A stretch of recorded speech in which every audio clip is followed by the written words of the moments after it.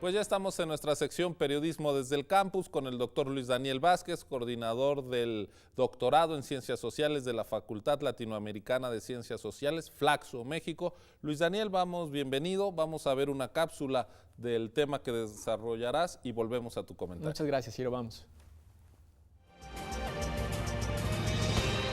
Desde el campus.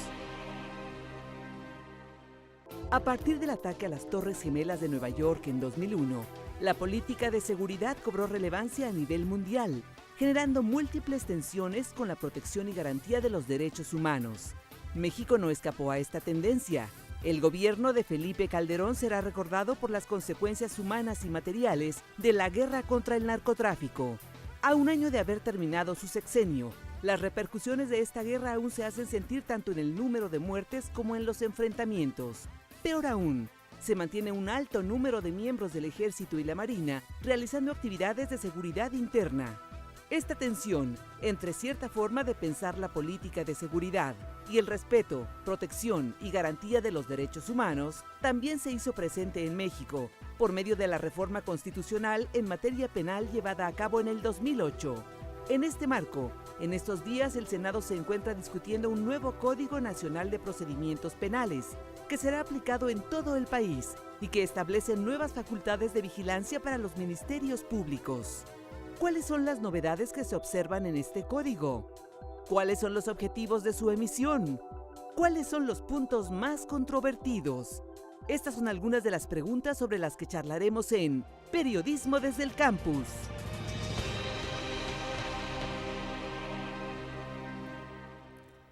Luis Daniel, de nuevo bienvenido. Un tema, como sueles insistir, que finalmente tiene que ver con la vigencia de los derechos humanos en nuestro país. Por supuesto, de hecho es un tema que arranca hace ya varios años en la reforma constitucional en materia penal del 2008. Esa reforma que tiene claroscuros, porque por un lado lo que encontramos en esa reforma es la modificación al sistema penal que nosotros teníamos. Pasamos de un sistema inquisitorial a un sistema más bien acusatorio, es decir, donde hay mayor igualdad entre las partes que se encuentran en disputa en materia penal, en particular entre el Ministerio Público y el acusado, en donde en el sistema que nosotros todavía a la fecha tenemos, porque la reforma aún no entra en su totalidad en acción, el Ministerio Público tiene muchas más ventajas por encima de las que tienen las personas para defenderse en los procedimientos penales. Entonces encontramos cosas buenas como ese cambio en materia penal, encontramos cosas muy buenas como la oralidad. La oralidad no necesariamente nos va a decir que hay mejores sentencias, pero sí nos va a decir que hay mejores, o por lo menos que vamos a mirar un mayor respeto al debido proceso. Se les va a tratar mejor a las personas que se encuentran en los procedimientos penales. Pero encontramos también cosas muy malas en esa reforma del 2008, como por ejemplo el arraigo, que es una de las cosas que hemos venido sistemáticamente discutiendo por ser contrario a los estándares que se mantienen en materia de derechos humanos. En el artículo 16 se mantiene el arraigo. Entonces, este nuevo código, este Código Nacional de Procedimientos Penales, lo que hace es comenzar a operativizar esa reforma del 2008, porque esa reforma tiene que entrar en breve, en el 2016. Y algo que a nosotros nos llamaba mucho la atención en el análisis que estábamos haciendo respecto de las posibilidades efectivas de que la reforma entrara en el 2016 y de que no un año antes o unos meses antes simplemente dijeran, no, pues vamos a darle 2 o 3 años más para implementar la reforma, es que se ha hecho poco, un poco más a nivel federal, bastante menos a nivel local, y entonces este es un paso interesante que se hace en el Senado al aprobar el Código Nacional. Y con mucha desigualdad a nivel Totalmente. De las entidades federativas, ¿no? Sí, totalmente. Y de la misma forma que encontramos claroscuros en la reforma del 2008 a nivel constitucional, este código también tiene muchos claroscuros, cosas bastante buenas para festejarse y cosas que hay que tener mucho cuidado. ¿En qué habría que tener cuidado en particular? Hay dos figuras del código en las que se está poniendo mucho énfasis. Uno que tiene que ver con las intervenciones de las comunicaciones. Esto ya está establecido desde la reforma del 2008 en materia penal, la reforma del artículo 16, 20, 21 constitucional, el 19 también, pero esta parte en particular está en el 16 constitucional, en donde se otorga la facultad de que intervengan nuestras comunicaciones y se hace una figura específica que son los jueces de control. Entonces los ministerios públicos pueden solicitar a esos jueces de control que intervengan nuestras comunicaciones, y lo que se dejó, como siempre se deja, porque ahí nada más se anuncia la facultad, se dejó que se reglamentara en el código correspondiente. Este es el código. Es además un tema que está a controversia incluso en la política internacional, la Totalmente. intervención de las comunicaciones que han sido denunciadas por distintos periodistas en el caso de los Estados Unidos, y que incluso ha dado lugar a roces diplomáticos, por decirlo suavemente, entre la presidenta de Brasil y el presidente Obama, por esta decisión, por razones de seguridad de los Estados Unidos, de estar interviniendo las comunicaciones sin, digamos, el sustento jurídico necesario. ¿Qué garantías habría que exigir que se establecieran en el código para evitar que esta posibilidad se vuelva un abuso contra la intimidad de cualquier ciudadano? Y justamente ahí está el problema, porque por un lado uno podría pensar, bueno, lo mejor es que si esto va a suceder, pues que esté regulado, ¿no? Entonces por lo menos ya hay un proceso de regulación. En este proceso de regulación, una cosa interesante es que únicamente se puede intervenir comunicaciones en materia penal, no en materia electoral, tampoco administrativa, tampoco laboral, únicamente en materia penal, que también es una ventaja. El problema que tenemos en este punto en particular es que si bien se le tiene que pedir o hacer la solicitud al juez de control, es decir, al Poder Judicial Federal, cosa que está bien, únicamente se pide que se motive y que se fundamente la solicitud por parte del Ministerio Público. Los estándares internacionales te piden que además de esas cosas, además de la fundación y motivación, haya algo que se llama una causa probable. Es decir, que haya elementos específicos que permitan generar cierta convicción de que hay una probabilidad de que la persona esté involucrada en un delito. Esa causa probable no se establece, por ejemplo, en el Código Nacional de Procedimientos Penales, ¿no? Y eso es uno de los elementos necesarios para poder generar un mayor nivel de convicción de que efectivamente tiene que ser pues intervenidas las comunicaciones correspondientes, que no son únicamente del teléfono. Esta es otra cosa muy interesante. Tal como está establecido en el propio código, pueden intervenir tu correo electrónico, pueden intervenir, bueno, dentro del teléfono, no solamente tus comunicaciones, sino todos los datos correspondientes. Ahora con el teléfono pues tenemos un montón de datos, archivos, mails, mensajes, WhatsApp, etcétera, etcétera. Todo eso puede ser, fotografías, todo eso puede ser efectivamente intervenido. Y las compañías con las que, digamos, nosotros como usuarios tenemos contratos, deberían de entregar esta información al Ministerio Público. De hecho, se establece justamente en algunos de los datos que están obligadas a ayudar.